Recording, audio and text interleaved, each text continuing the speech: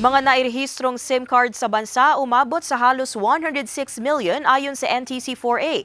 Reactivation ng mga hindi pa nairehistrong SIM card hanggang July 31 na lang ayon sa NTC. Ang detalye sa report ni Paul Hernandez.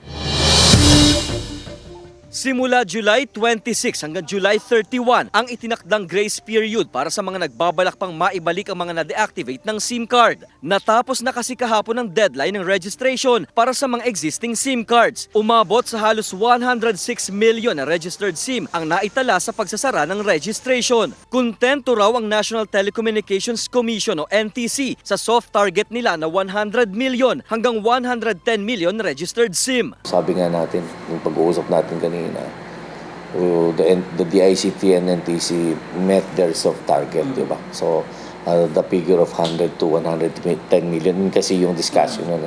Binibigyang diin ng NTC4A na registration lang ng mga existing o datihan ng ginagamit na SIM cards ang natapos. Kung wala kang SIM, lahat ng SIM na bibilin mo ngayon sa market, kailangan mong i-register. Just provide the correct information. Tuloy-tuloy naman to. Doon na naman ang batas wala namang duration. Pagkatapos ng July 31, inaasahan ng komisyon na daramian nila ang bibili ng bagong SIM card. May paalala ang NTC sa mga SIM retailer. Ang pag-register po ng mga SIM ay walang bayad. Free po ito. Although, may bayad po yung SIM. Alam ko, hindi ko lang alam kung ano yung cost ng SIM. Pagkatapos ng July 31 grace period, wala na raw aasahan na anumang palugit pa ang mga SIM users. Kasama si Buhay Adante Jr., Paul Hernandez, Balitang Southern Tagalog.